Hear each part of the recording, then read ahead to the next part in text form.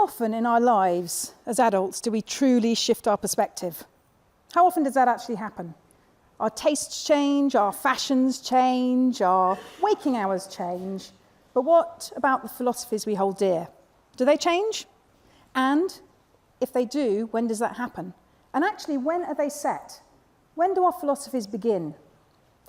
Today's a really important day. It's March the 12th. Obviously, it's TEDx Day, but also it's the birthday of my ex-English teacher, my A-level teacher, Mrs. Sue Dukes. Now, I'll be honest, I didn't know it was her birthday when I was her student, but now we're friends, I definitely do know that it's her birthday. I adored her lessons. I absolutely loved her teaching, her intellect, her maverick nature, her belief that the written word is more valuable than anything, and it has more than a little magic. The A-level classroom is a crucible for things to happen. It's a very powerful place. Powerful things happen there. More often than not, for us teachers, we have no idea what's going on. We don't know. We don't know how much we influence you. We don't know what we can do to change things. We know that we do change things, but we don't know when it happens or how. We're dealing with young brains, these fizzing, changing, mutable brains. As Baroness Susan Greenfield describes in her book, The Private Life of the Brain, as we grow up and see the world increasingly in the light of previous experiences, we develop a personalized inner world of private resources. This begins with sensory understanding when we're small.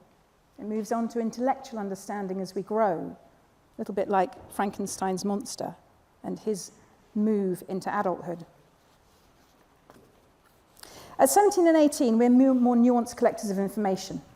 We're informed by two things: our emotional connection to our friends, who are really important to us, and our emotional connection to our teachers at A-level. It's just the way things go. Those people facilitate and encourage our human potential. That's why we form the connections. In Tomorrow's People, Baroness Greenfield says, as a developing individual, you see the world in terms of what has gone before, in your own unique trajectory, and slowly transform from an undiscriminating data sponge to an information cherry picker. And for me, this is where the A-level classroom comes in. We are the ones in charge of the cherry trees. There are orchards.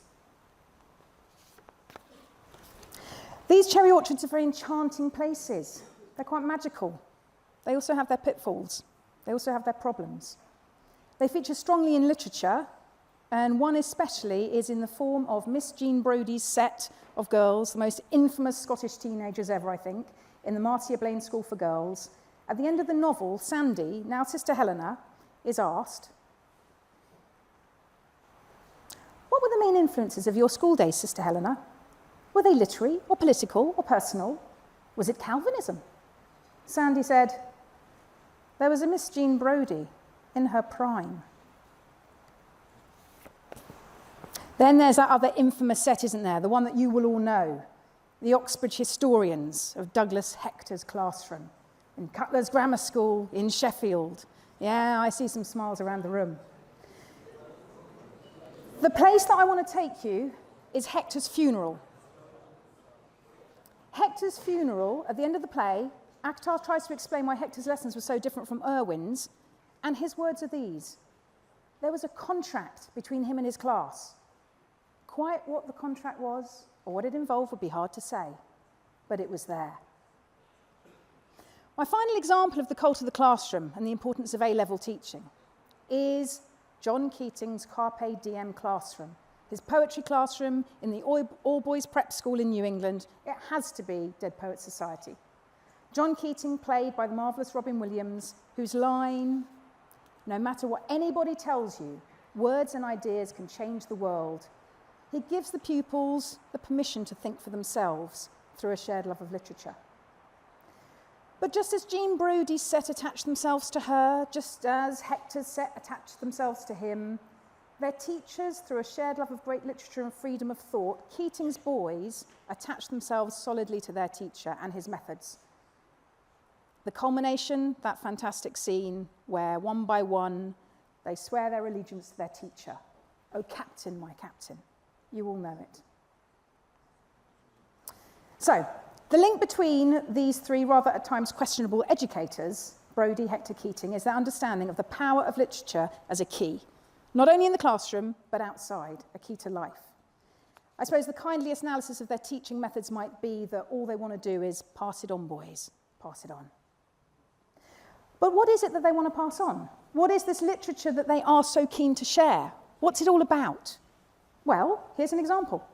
It's Shakespeare, it's Auden, it's Chaucer, it's Whitman, it's Eliot.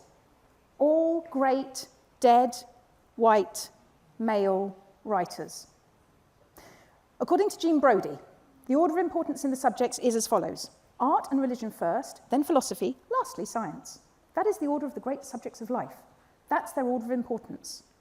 It's the fact that she describes them as the great subjects of life that really is key here. Her classroom and their classrooms are more about preparing people for the world outside rather than just the world inside. The connection between these three fictional teachers is their utter belief that their choice of teaching material is key. Their power in the classroom and out of the classroom will stay with their pupils forever. However, the writers they're teaching are the greatest writers and thinkers of the Western world, and they are the writers of the canon that I intend now to blow up. So here's the shift I want to make. Here is the blowing up. What if these teachers, these fictional teachers, had chosen not only to focus on the great white dead men, but also the poetry of female writers? The poetry, maybe the novels of 20th century African writers, maybe some non-fiction of Chinese female post-revolutionary writers, other voices. Would their cult status with their sets have changed? Would they have been able to not imbue their students with a love of learning? Of course not. I'm the last person to say that Keats needs to be moved off the shelf, as you know. I'm the last person to say that Hamlet needs to be put back on the bookshelf with all the other dusty tomes. But I do want them to shift over a little, because there is room. There's room for other voices. There are other great writers with great stories, and they could stand shoulder to shoulder. The leversite in me as a teacher is too strong. That is the belief that the aim of the literature teacher is to create beings of strong feelings and humane understanding. It's that bit, the humane understanding, that's so important to me. If the study of literature can be life-changing, surely it can be potentially society-changing. If we can change lives within a classroom, once those lives are lived out of the classroom, surely society itself might even shift. But before I can explain how I think that shifting the canon will make a great difference to society, let me prove my point by pausing. Here's a lesson within a lesson. All a bit Hamlet, this. Here's a sonnet by Keats, one of my favourite sonnets. He'd pulled an all-nighter, it's 1816, he'd just read for the first time Homer's Odyssey in English. He couldn't read Greek because he didn't go to the right school. But he read it in English for the first time. So, on first looking into Chapman's Homer, here we go. Much have I travelled in the realms of gold, and many goodly states and kingdoms seen. Round many western islands have I been, which bards in fealty to Apollo hold. Oft of one wide expanse had I been told that deep-browed Homer ruled as his demesne. Yet did I never breathe its pure serene till I heard Chapman speak, out loud and bold. Then felt I like some watcher of the skies when a new planet swims into his ken, or like stout Cortez, when with eagle eyes he stared at the Pacific, and all his men looked at each other with a wild surmise, silent upon a peak in Darien. Famous sonnet. And here is another writer, writing 10 years later, Felicia Hemans. This is a little panegyric to Wordsworth. She was a bit of a fan. She decided to write a poem to him, explaining to him how much his poetry meant to her. By the way, she had to write poetry.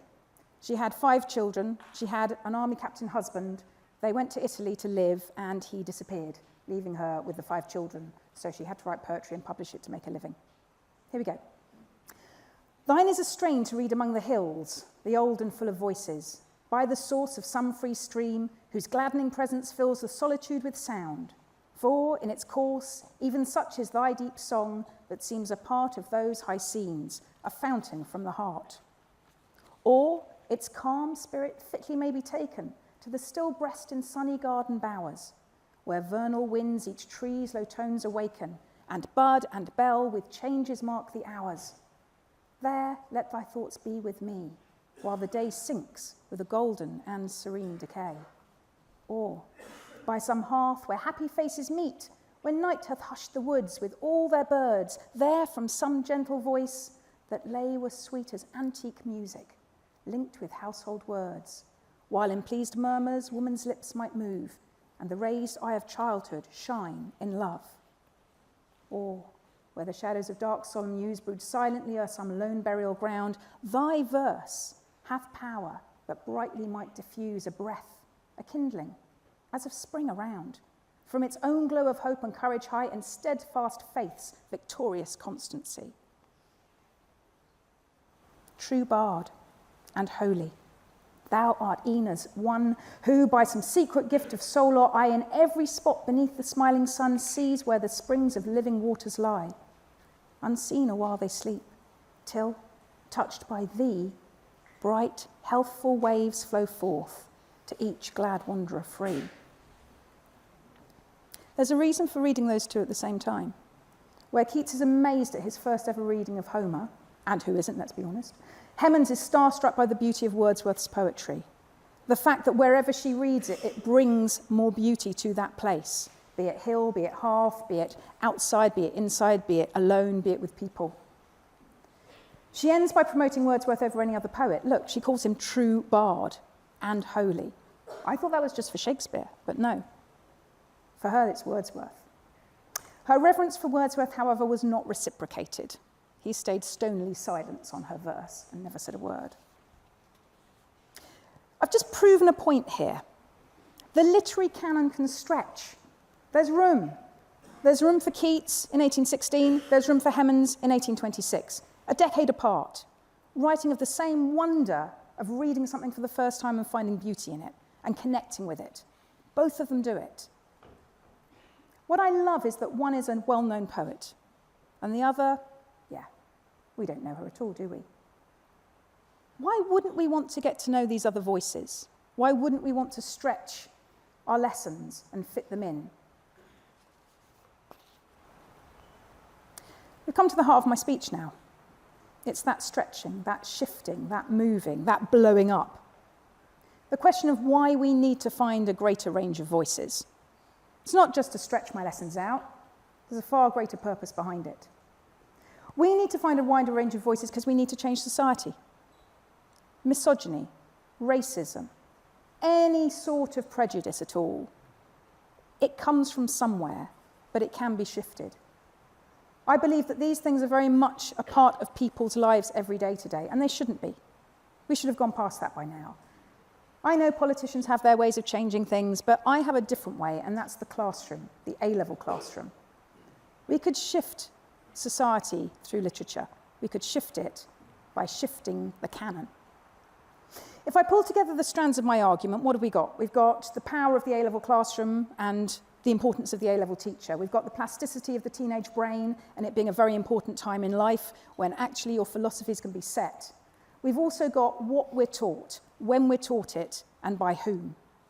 Suddenly, I see a chance that can't be missed. The chance to share an understanding that great literature is not, nor ever has been, the preserve of great, dead, white men. There are other voices that should be heard. There are so many other voices out there. They have stories to tell. There are women's voices, marginalized voices, voices of colour, voices out there who haven't been published, who haven't been put in anthologies that need to be found. Okay, the argument against it. Same every time. What if they're just not very good? What's the point in reading them? We haven't got time. Fear of the mediocre. It's frightening. We need to teach the best. Well, how about using it as part of your lesson? How about seeing it as a way of working out what is it about this writing that means that it wasn't chosen? Is it just misogyny? Is it just racism? Or is it something else? I think marginalised writers are always less likely to be found in anthologies, always. So we need to find them, we need to search for them. They deserve to be read. Our influences at 18, they're taken with us through our lives. My love of Keats is as strong as it ever was in Mrs. Duke's classroom all those years ago. Keats is in my DNA. Anyone who knows me knows that. My memories of my A-level set under my steely-eyed teacher are very, very present to me. But if we only ever teach the texts that we were taught, that our teachers were taught, that our teachers' teachers were taught, and we don't stretch the canon at all, what are we doing? We're missing a chance. To make more room, do more research, do more reading, discover those texts, we need to find the overlooked and the undervalued.